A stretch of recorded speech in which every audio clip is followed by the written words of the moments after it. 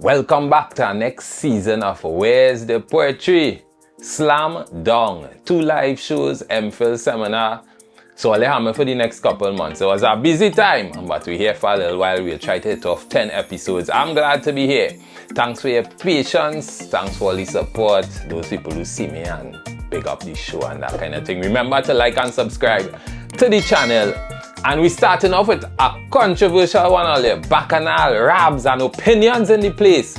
Today we hitting Tight and Pretty by 13-year-old sensation Young Nai. Let me go. Now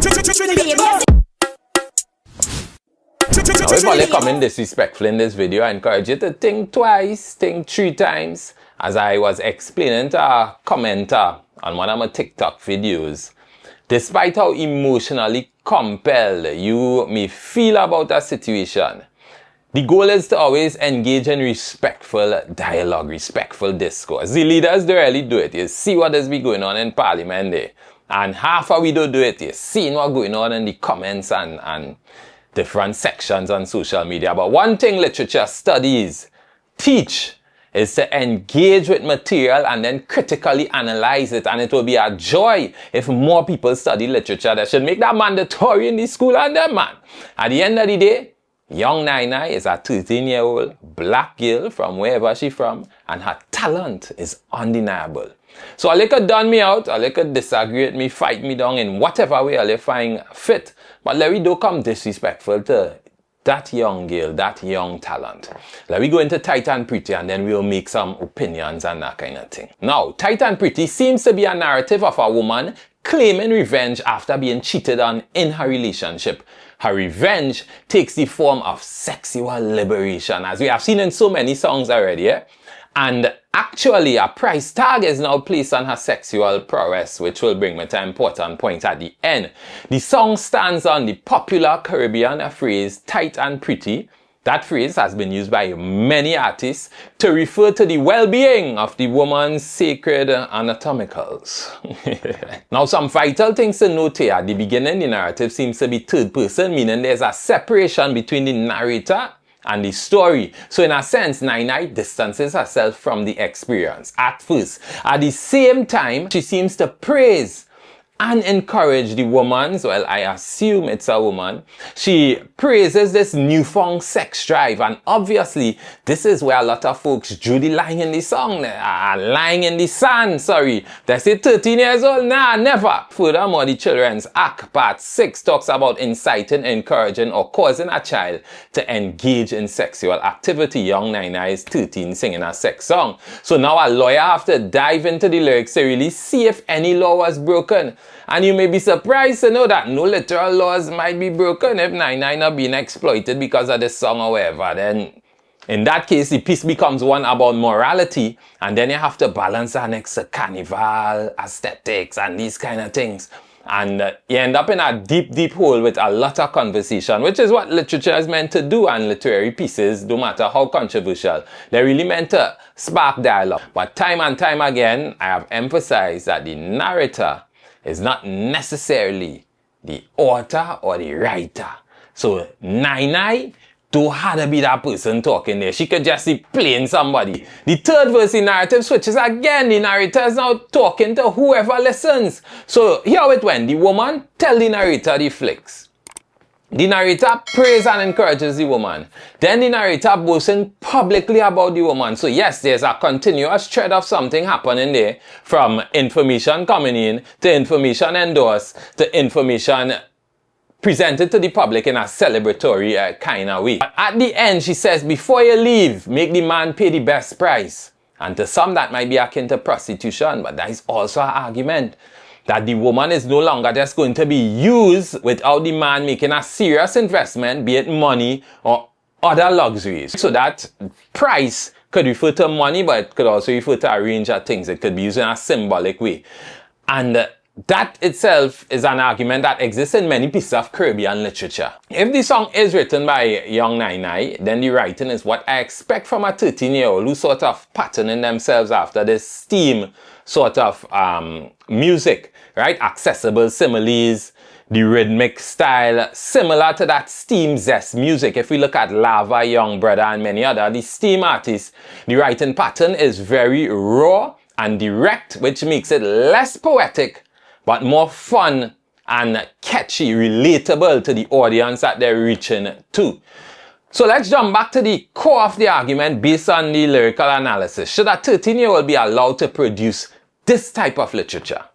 Now, another reason why literature is important, it causes you to research, right? So you jump into Nine, you Google it, you think, and you see other songs from her. Media Badness, she has a Juve song, and she has a song about fake friends. Those were some of the things I saw. The Juve song is actually good, pretty cool, nice carnival song, not too explicit. The Media Badness, extremely violent. The Fake Friends, pretty decent as well, and we get some of her story. And then you realize something. Literature is the endless study of the mirror that society holding up. The truth of the matter is, some youth are forced to grow up faster than others. Now, I'm not here to discuss the morality right now. I'm just talking about the reality of what this song represents. In that very song, when Nine says, put a price on your tight and pretty, that is unfortunately a real thing of how many women in impoverished communities survive and raise their children. Nothing Nine said in that song was a lie, which makes the piece authentic. It becomes real literature. That is part of it. Unfortunately, the fact that she's a 13-year-old, that holds up another mirror, which is in Trinidad. Many teenagers are having sex to the point where it becomes consensual to them. Like, I'm doing this so much, I forget that as a child, I'm not supposed to be doing this. Now, I'm not saying Nine having sex, but I'm saying that the song is a representation of reality, that this is something that is happening. And in that case, the song is actually not the first or second or probably not even the third issue. The first issue is really the fact that some people have it so dread that they have to engage in some sort of sexual activity with their children. Now, Nine is the better off in the case in terms of she's singing about it and not actually doing it as far as we know. Second, and the largest issue to me, is the men who engage in it. Because if no men never do it, it ain't going to exist. Nobody going to be worrying about, hey, she's singing about that. Because men just standing up so upright in society that we refuse to engage in that behavior. That is not the case. The third issue is the parents and they're allowing it. And the fourth issue is that Nine is just following examples of music created in the communities that she would have been around. And then the fifth issue is actually the song and Nine performing the song. Now, art is meant to shake you up and thing. But the way this shaking you up, you have to dig deep to actually pull the issues that arise out of this, the issues that this song highlights and shows us, as opposed to if Nine was actually singing about, hey, I have to sing about sex to be recognized as a youth. I have to sing about sex to bring to you all the fact that there are young people in my communities being exploited. I have to sing about sex to avoid me being exploited for sex. That is, if that was what Nine was singing about, that is a different case, and then the song would have been a masterpiece actually. But the fact that she is directly singing about the sex, now we kind of had to dig deep to realize that, hey, this is what this actually representing. And to me, that is how you have to approach the study of literature. Sometimes you had to look past the fluff and the main thing that coming down, 13-year-old saying about sex, and then say, hey, these are the actual issues that this thing bringing up. Let me see how we could deal with them issues.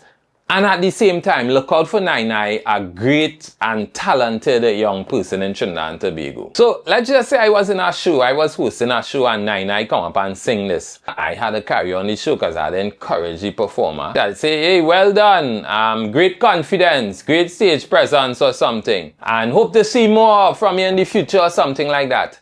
Then, if I had the time after, engage the management team, and the management team will obviously rebut and say that song was created just to be a hit song and to get some attention and eyes on her, and we accomplished the mission. Her singing is the result of many things that we should really pour our energy to. Like, how could I pour my energy into this? Well, we could invest in Nine, instead of lambasting her.